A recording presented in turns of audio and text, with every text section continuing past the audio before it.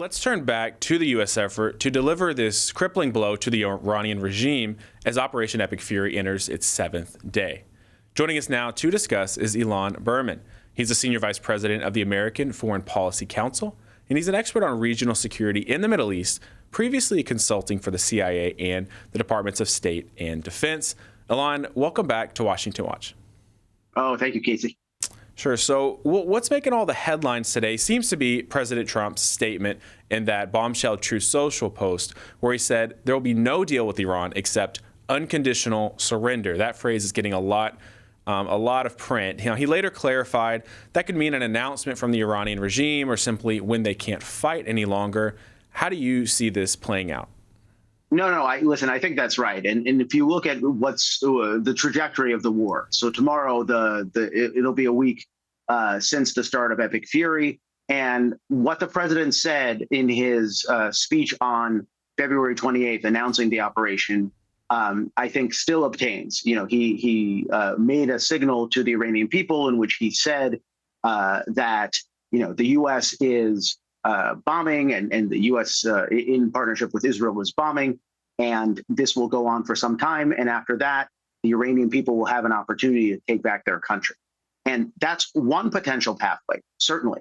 Another potential pathway is for the regime to consolidate in diminished form and agree to what the United States wants, which is a durable, expanded, verifiable agreement that really eliminates the Iranian nuclear program and its ballistic missile program and winds down in support for regional terrorist proxies like Hezbollah and Hamas.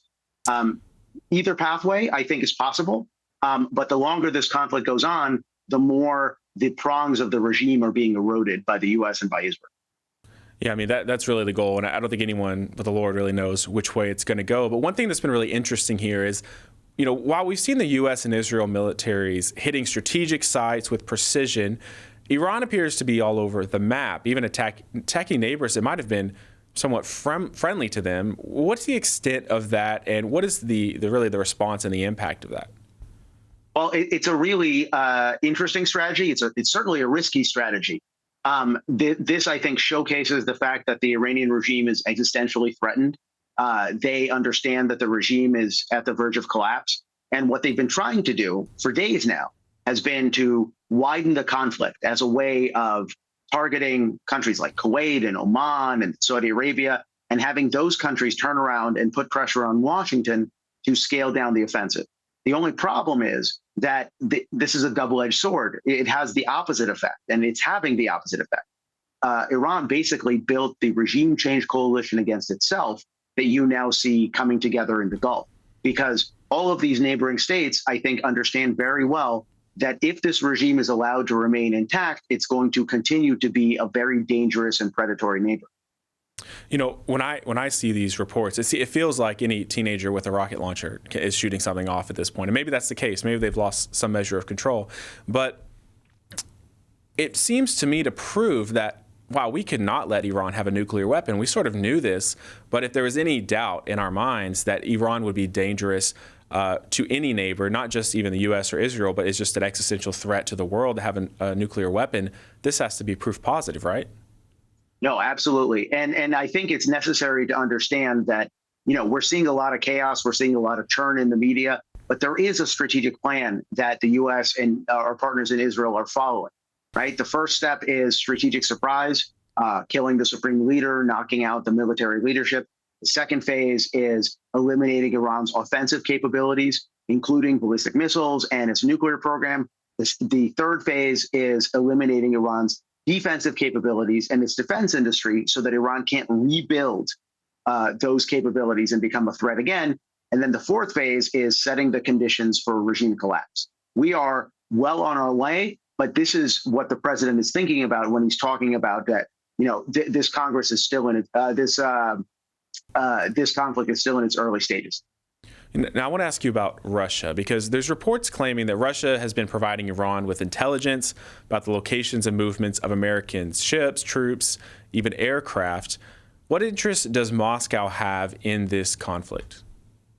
Well, it's interesting because the broader frame here, and I think the way everybody should be thinking about this is that this isn't an isolated front. It's not just Iran in the Middle East, and China and Taiwan is often a different place, and Russia and Ukraine is often a different place.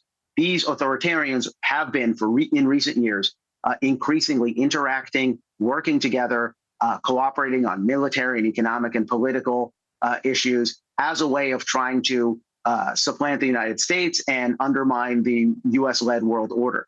And so what the president is doing, yes, he's taking the fight to Iran, but in a broader sense, he's also taking a fight to that axis.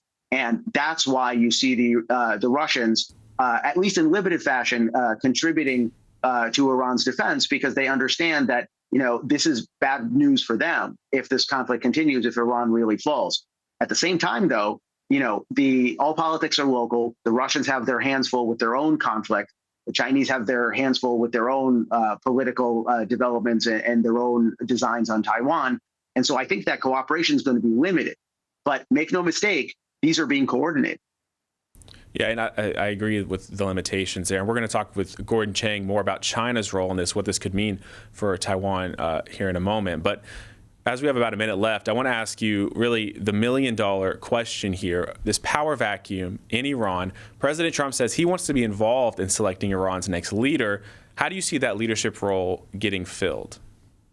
Well, it's interesting, right? Because the conventional wisdom is that it's going to be a cleric from the religious establishment that gets elected. The problem is that, as the president pointed out, these leaders are getting bumped off in real time. So it's possible that it is some sort of junior cleric, some consensus candidate, the way it was after the Ayatollah Khomeini's death in 1989. Everybody forgets that the recently passed supreme leader was a consensus candidate too. But it could also be something else. It could also be a military leader from Iran's Revolutionary Guards that decides that he wants to take matters into his own hands, and he's willing to create some sort of compromise with the administration. All right. Well, thank you, Ilan Berman. I really appreciate your insight. Clearly an issue. We need a lot of prayer.